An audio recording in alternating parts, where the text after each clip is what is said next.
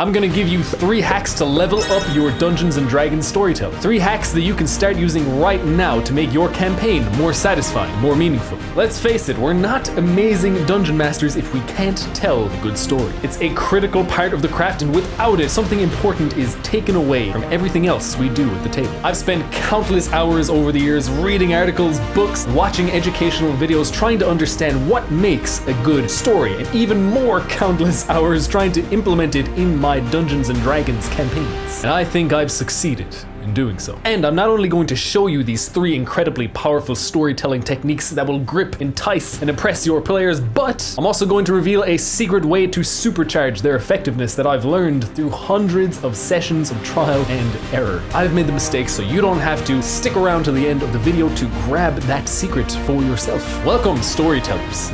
You're storytellers now. Change the name. We did a poll on the YouTube community page and in the Discord. You're storytellers now. Deal with it. I think it's got a better ring, don't you? Welcome, storytellers. I am Holistic Dungeon Master, and I help DMs master their craft. If you enjoy my videos, then please like this one, crit the subscribe button and notification bell. Now let's get rolling!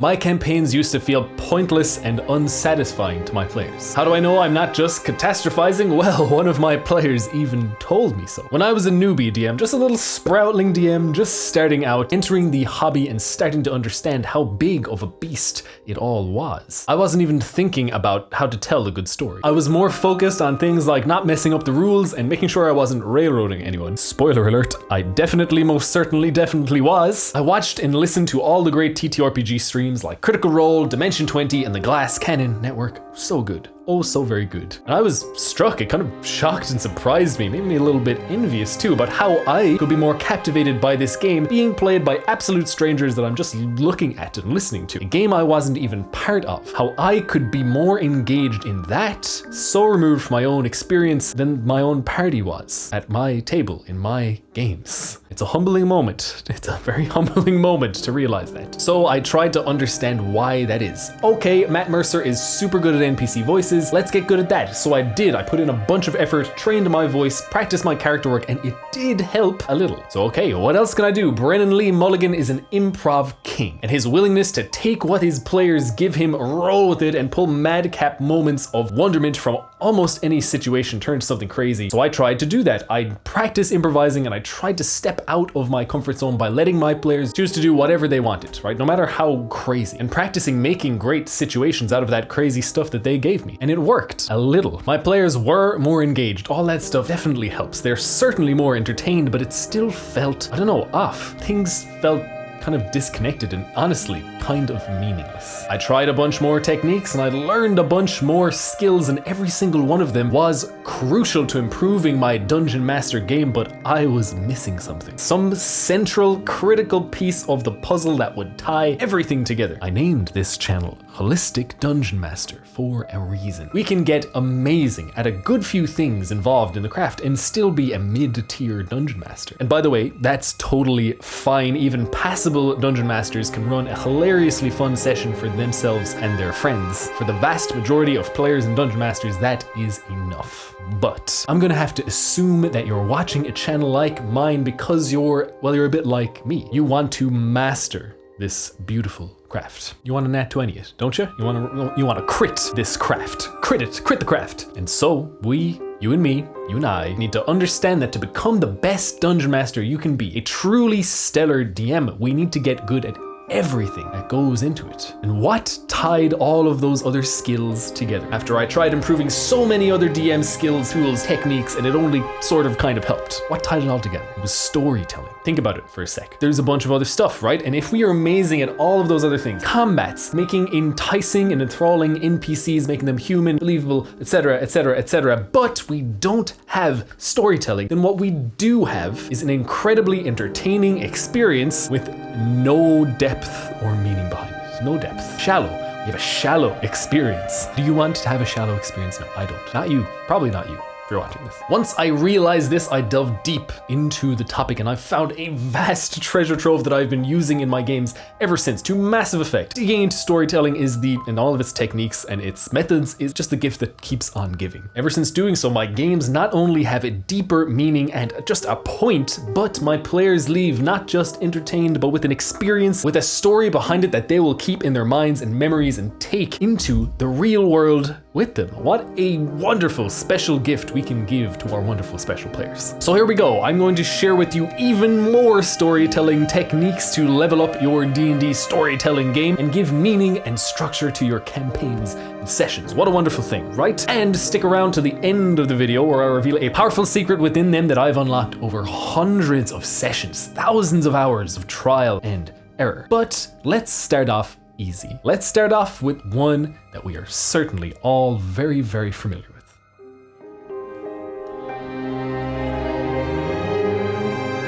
The Monomyth. Yes, the Monomyth. Even just that word sounds cool. It's a very common story structure. You know what it is by a different name, probably. It's the hero's journey. You know how it goes. You start with familiar and comfortable territory. Some enormous event happens that changes up everything, turns the hero's world upside down, usually for the worse. This is the call to adventure. Our hero is drawn out from safety into danger and uncertainty. Obstacles will be met head on, challenges will be faced, and the hero must grow in a way that is not required by living in safety in order to overcome these challenges. And finally, when they return home better than when they left, stronger, wiser, and in the case of our gold-hungry party, a lot richer to boot. Treasure. It's all about the treasure. The most classic of tales follow this structure. The Lion King, Hansel and Gretel even, right? Even the story of Abram from the Bible. Now look, I'm not a Bible thumper by any stretch of the imagination, but I love stories, and that thing is full of them. The fact that the hero's journey is in such an ancient text like that, it just shows how powerful this story archetype is. It stands the test of time, and we all understand it, even if only subconsciously. And come on, let's face it, our players are playing tabletop RPGs to experience this kind of story, this kind of journey for their characters. They want them to venture out into the world from their humble beginnings. They want to face dangerous threats and vicious villains. By the way, great video about how to write delicious villains right there. Wonder who made that video. They want to beat the bad guy, they want to get the loot, they want to gain the glory and return home. So give it to them. They want it. And it's a good, self-contained story arc. But there's one final trick with this. A subtle sleight of hand that we can use to get every single session in our campaign feeling self-contained and meaningful that I'll show you in the final segment of this video. But for now, let's talk geography.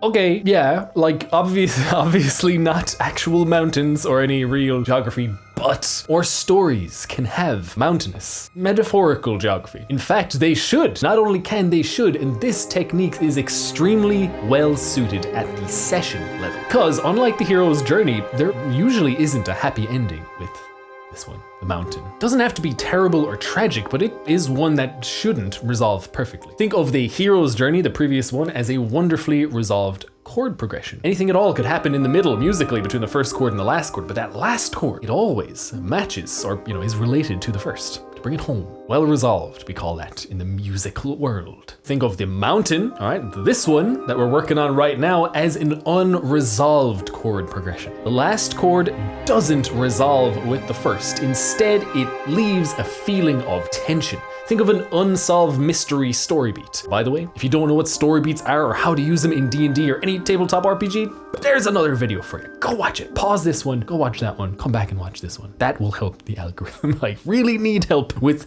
the algorithm. It's a cruel, harsh mistress. Anyway, I'm getting distracted. An unresolved chord progression. Think of that mystery story beat or an enemy who got away. Ooh, they hate that one. The point of that unresolved chord is that it leads us onto the next section of music, the next chord progression, in our case, our next D&D session. This is how it works. It starts with a few small challenges at the very start, which ratchet up in intensity, raising the stakes until finally there is a climax right at the end and the pressure is released. You should always try your best. Not always possible, but always try to end your session structure on a cliffhanger. Leave them craving, really looking forward to the next session. You want your party to at the end of the session, when you say, and that's where we'll pick it up next week, you want them to go, no, just 30 more minutes, an hour, 1 more hour. You want them to feel like that. And this mountain story technique, leaving them on that cliffhanger after you've ratcheted up a bunch of tension, that's how you do it. It's something that teases and tantalizes your players, but what could possibly come next? How exciting is that? Now our session is dripping with drama and our players will be absolutely itching to get back to the next session. Of course they will. They'll be seeking that resolution. And as with this storytelling structure and the last one and the next one, there is more to this. Yes, there is indeed an extra lever that we can put our DM weight on and gain exponential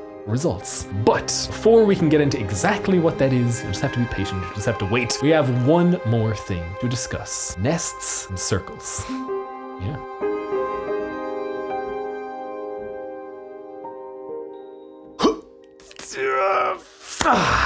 Just a quick intermission. Look at them up there. Want to play this? How about this one? Oh, I know you want to play this one. I know you do. Well, now you can, my friends. It's tough to find enough players and a good game master who will run stuff that isn't Dungeons and Dragons 5th edition. Well, I'm going to solve that problem for you. Right now, head down into the description. You'll find the link to the HDM community Discord server. We have incredibly talented game masters running cool systems just like this and many, many others. Hop in there, find a game, join the fun. If you're a GM who is incredibly interested in running some obscure system that you can't find players for, then jump in there. We'll set up an event, we'll grab players for it, and we'll get games like this happening. Also down in the description, you'll find the link to my free archetypal NPC handout. Click the link, join the mailing list. You'll get free, personally written encounter prompts every week in the form of short stories, and you get that NPC handout. It's a win-win situation for you. You'll also find the link to my Patreon down below. Huge shout out to my current Patreons. You guys are really helping to support the channel. Alrighty, back to the video.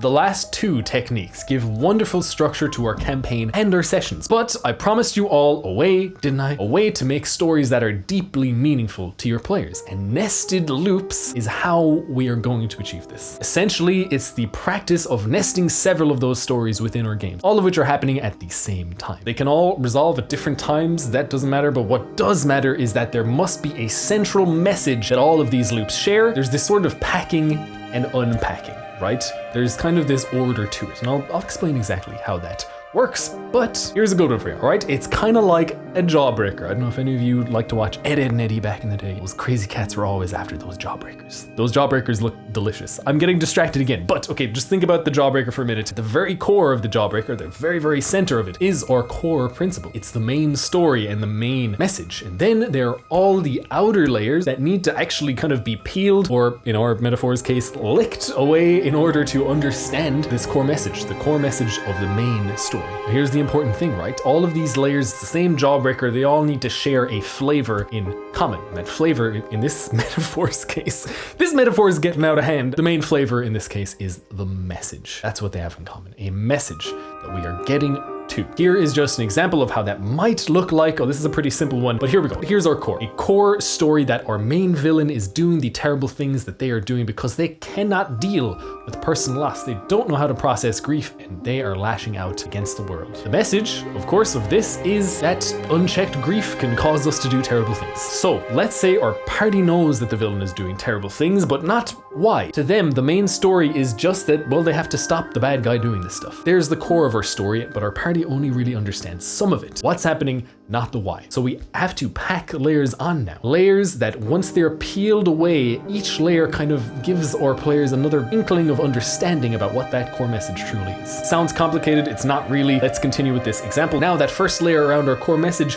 we need to start a new but related story. Let's say the party are ambushed by a group led by a desperate seeming man. This gives us that kind of question now, this story. Why did this man attack us, right? Another layer. And now we start another layer on top of that one. Let's say they find a note with a location and a passphrase and a warning not to arrive without having slain the party. Maybe they found that piece of information on the desperate man who attacked them. Let's just say the party decide to follow this up and figure out this mystery. They get to the location, they say the passphrase, and some henchman of our villain release to them the daughter of the desperate man. Now they've unraveled that topmost layer that we've just recently packed on. They've solved the mystery of this strange note. Perhaps after speaking then with the daughter, they learned something that unravels that second layer around the core. Father was coerced into the ambush by the threat of his daughter being killed. Now, only the core remains. This is the main core. It might take them a little bit longer to figure this one out. Maybe through their investigations and their adventures, they learn that the main villain does terrible things because someone near and dear to them was murdered, and the grief is manifesting in a destructive way. Do you see now how those first 2 layers, their brief encounters with some of these themes, peeling away and dealing with those layers to get to the core, help them understand it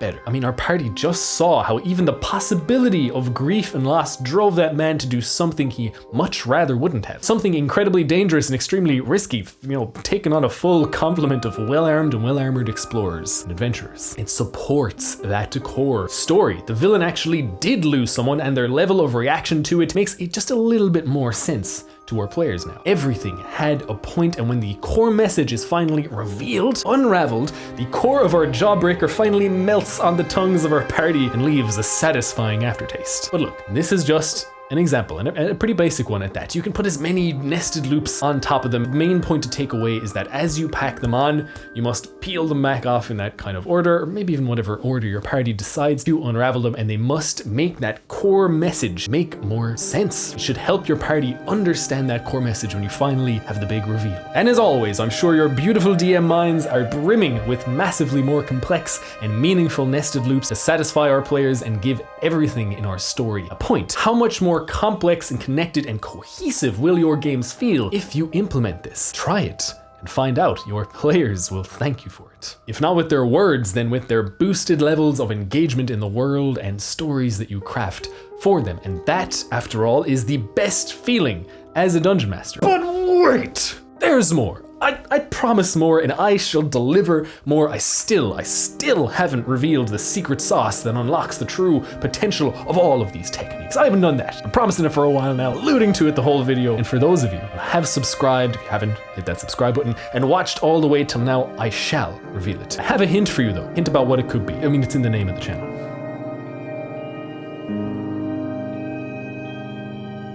Have you cracked the mystery yet? I'm sure some of you clever clogs did near the start of the video. All of these things work phenomenally, separately. They work great. You can slot any one of these in there and they'd work fantastic. I'm sure they would. The hero's journey, great for the overall campaign structure. The mountain is a great structure to apply to our individual sessions. Nested loops add complexity and meaning to our players' adventures. But I never ever understood why people tend to look at each individual piece of a complex system and treat them as though they exist in a vacuum. Why not take all of these, all of that stuff, and use them together holistically? Just love working that channel name in there.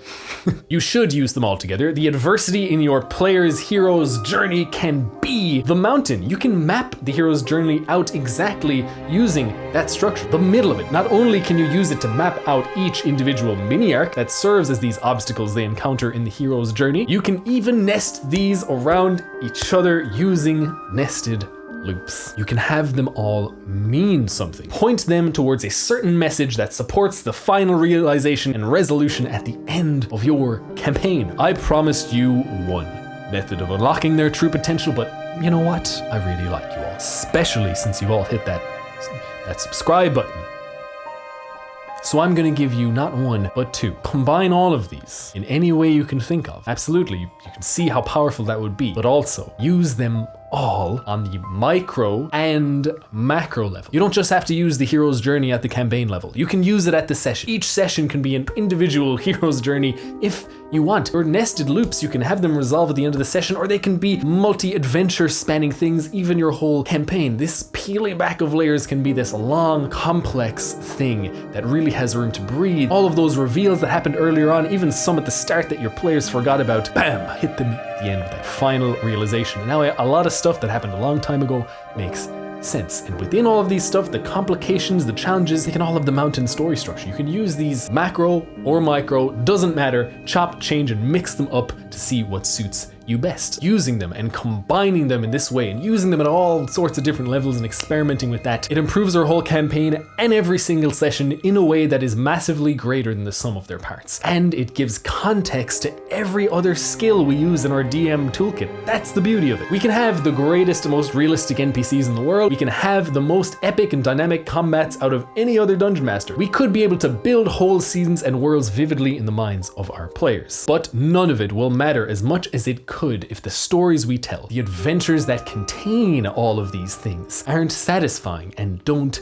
mean anything. Isn't it great then that after watching this video, you know just how to tell stories that are that satisfying and meaningful? Thank you so much for watching all the way to the end. Please like the video, share it with another DM who could improve their storytelling, crit the subscribe button and notification bell, and remember, this world needs good DMs.